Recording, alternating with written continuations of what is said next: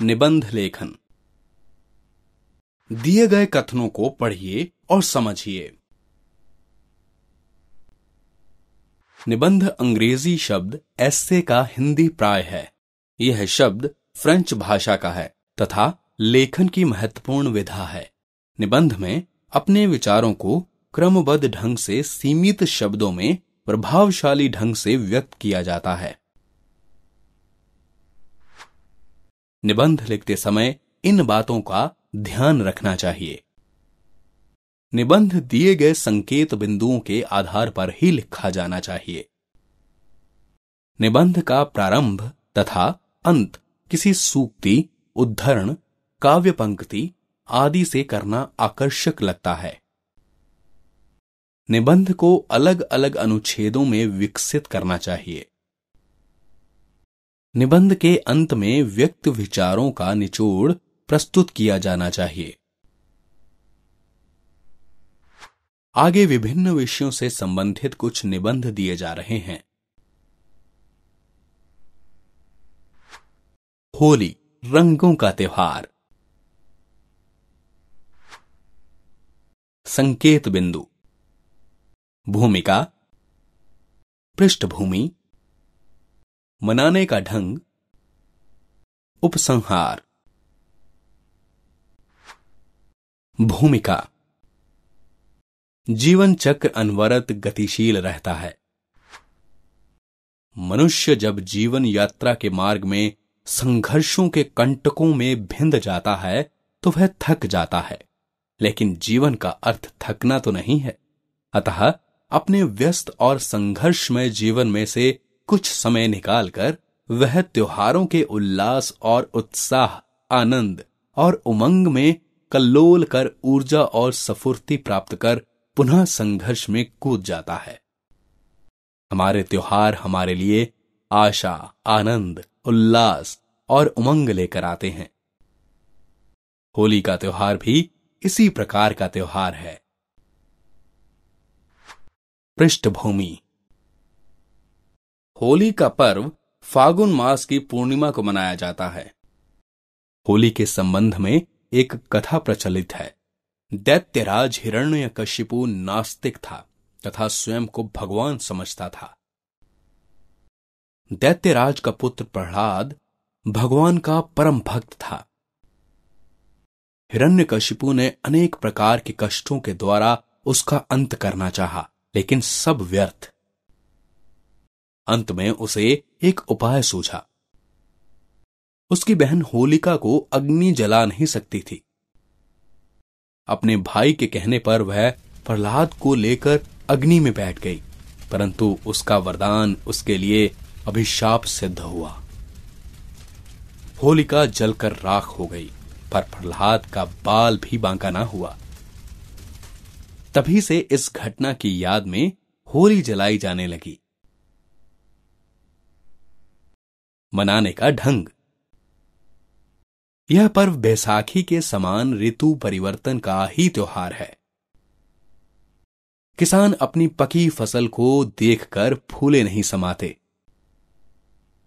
होली की रात्रि में होलिका दहन के अवसर पर वे नए अनाज की बालों को भूनकर उसके दानों को सब में बांटते हैं तथा आपसी वैर भाव भुलाकर एक दूसरे से गले मिलते हैं। होली दहन के अगले दिन फाग खेला जाता है। लोग नाचते गाते एक दूसरे को गुलाल लगाते हैं। बच्चे पिचकारियों में रंग भर भर कर एक दूसरे पर डालते हैं। चारों ओर मौज मस्ती और उल्लास का वातावरण होता है। उपसंहार, सादगी और सौहार्दपूर्ण रूप से यदि इस त्योहार को मनाएं तो यह पर्व अपने उद्देश्य की पूर्ति करता है। लोगों के मन में प्रेम का भाव भरकर भेदभाव, ऊंच नीच, घृणा का भाव दूर करता है। विशेषतः आज के संदर्भ में लोगों को व्यस्तता से समय निकालकर मित्रों और समाज के बीच मिलने का अवसर प्राप्त होता है। हमारे राष्ट्रीय पर्व, संकेत बिंदु। अर्थ, हमारे राष्ट्रीय पर्व, मनाने के कारण तथा ढंग, महत्व एवं संदेश।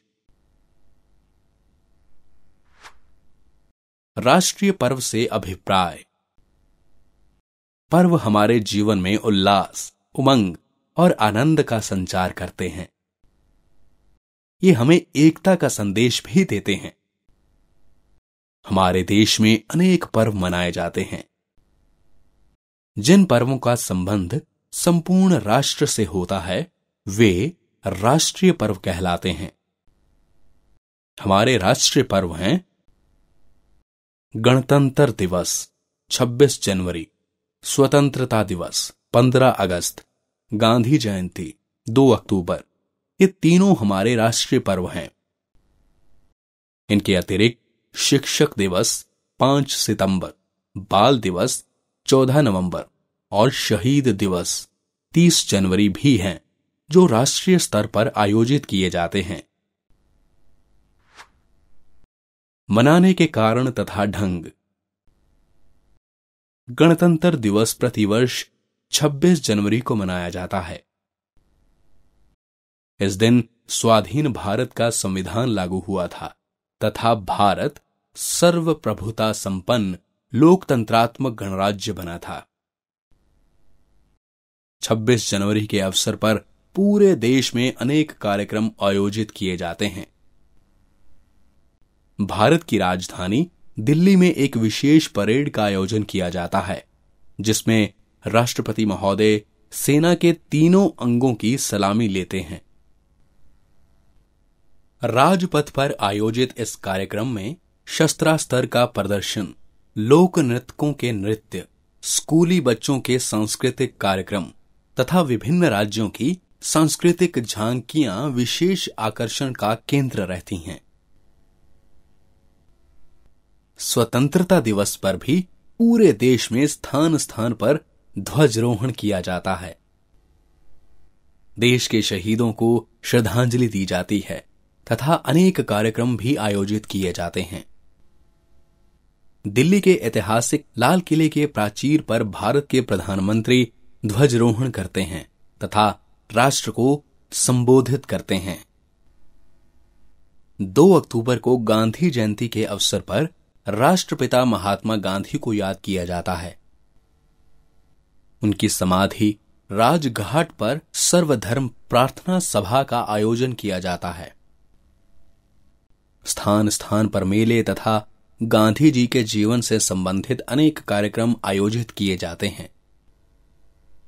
30 जनवरी को गांधी जी को श्रद्धांजलि दी जाती है। पूरे देश में उनके सम्मान में प्रातः 11 बजे 2 मिनट का मौन रखा जाता है। महत्व एवं संदेश। इन राष्ट्रीय पर्वों का बहुत महत्व है।